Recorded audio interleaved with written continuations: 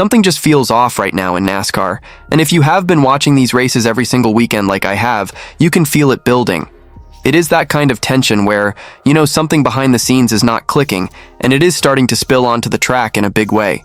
We are talking about a situation that could seriously shake up performance momentum, and maybe even how a team approaches the rest of the season. And the craziest part is, it all keeps changing like literally within hours.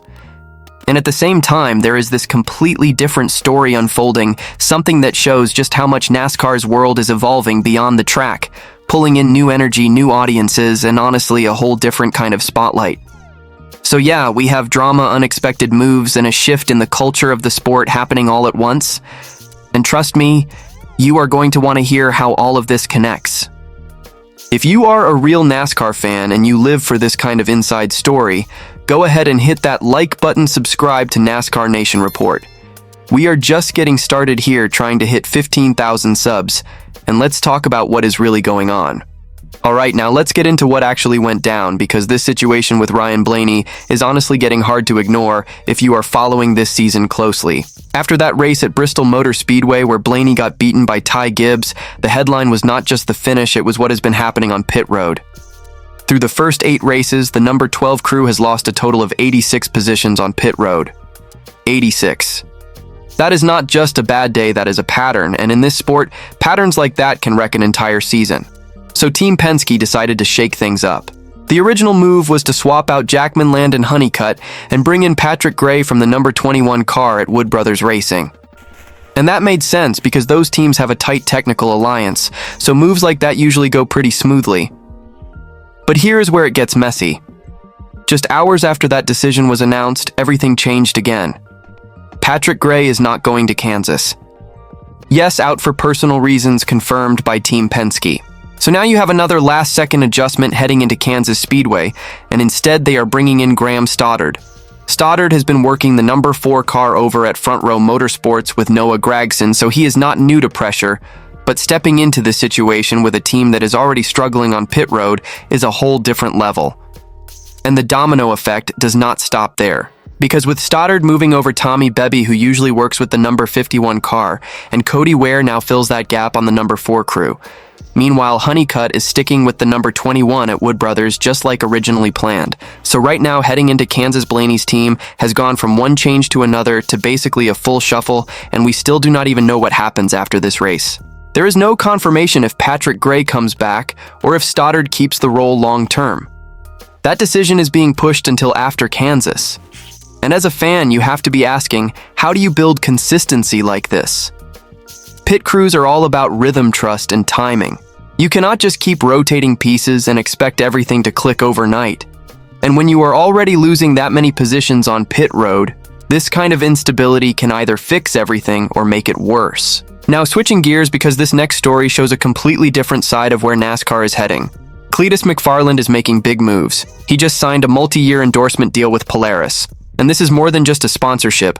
This is about blending motorsports with digital culture in a way NASCAR has not really seen before. Cletus has built a massive following, nearly 5 million subscribers on YouTube, all centered around the Freedom Factory and that high-energy content we all know. Loud cars, burnouts, events that feel more like festivals than races, and now Polaris wants in on that world. And honestly, it makes total sense. Even Reed Wilson said they did not want to just watch from the outside, they wanted to be part of what Cletus is building. That energy, that authenticity, that is what is pulling new fans into motorsports. And Cletus himself kept it exactly on brand, talking about freedom, horsepower, and just having a good time. That hell yeah brother vibe, that is what connects. Now on the track, he is still finding his footing. He made his Truck Series debut at Daytona International Speedway back in February, and recently ran at Rockingham Speedway in the O'Reilly Auto Parts Series, finishing 32nd 6 laps down. Not flashy results, but that is not really the full story here. Because his next step could be huge. He is scheduled to run at Talladega Superspeedway on April 25th, but it is still pending NASCAR approval for a Superspeedway start. And if you know anything about Talladega, that is not a small decision. That track demands experience, precision, and respect. So now we are waiting on that call, expected soon, and depending on what NASCAR decides, that could be a major moment for both Cletus and the kind of audience he brings into the sport. And when you step back and look at both of these stories together, it is kind of wild. On one side, you have a top-level team like Team Penske trying to fix internal performance issues mid-season and stay competitive in a championship fight. On the other side, you have a content creator turning himself into a real presence in NASCAR, backed by a major brand and bringing in a whole new wave of fans. That is NASCAR right now, pressure, unpredictability, and evolution all happening at the same time. And heading into Kansas this weekend feels bigger than it looks. For Blaney, this could be a turning point. Either they finally clean up pit road, or this problem keeps dragging them down. And for Cletus, we might be watching the early stages of something that changes how fans connect with this sport. So keep your eyes on both of these stories. And honestly, here is my take as a fan who watches every single week. What is happening with Ryan Blaney right now is frustrating to watch because, the talent is there. This is not a driver problem, this is a team execution problem. Losing 86 spots on pit road in 8 races is the kind of thing that quietly destroys a championship run before the playoffs even start. And all these last-minute changes with Team Penske just do not give me confidence yet. Bringing in Graham Stoddard might help short-term, but chemistry on a pit crew is everything, and you cannot build that overnight. If they do not stabilize this soon, Blaney is going to keep paying the price no matter how fast that car is. Now on the other side with Cletus McFarland, I actually think this is one of the most interesting things happening in NASCAR right now. The deal with Polaris shows that the sport is starting to understand where new fans are coming from. Cletus brings energy, he brings a massive audience, and he makes motorsports feel fun and accessible again. That matters a lot. But I am also going to be real about it. He still has a long way to go as a driver. Running 32nd and being laps down shows that the competition level is no joke.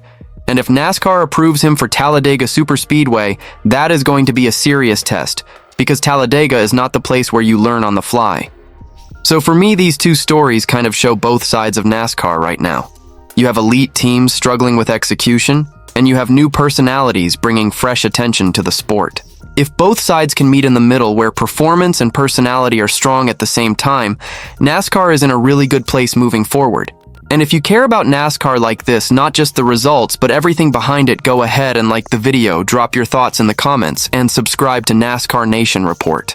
We are a new channel trying to hit 15,000 subscribers, and if you want real, honest NASCAR talk from someone who lives this every week, you are in the right place. And honestly, I cannot wait to see what happens next. Because heading into Kansas, this feels like one of those weekends where everything can shift. On one side, you have Ryan Blaney and Team Penske trying to fix a real problem on pit road after losing 86 positions across 8 races and now dealing with yet another last-minute crew change with Graham Stoddard stepping in. On the other side, you have Cletus McFarland bringing a whole new kind of energy into NASCAR with that multi-year deal with Polaris and possibly getting approved to race at Talladega Superspeedway, which could be a huge moment for him and for the sport. So we have one story about pressure and performance, and another about growth and new audiences, and both are happening at the exact same time. That is what makes this so exciting right now. Because the next race could change everything.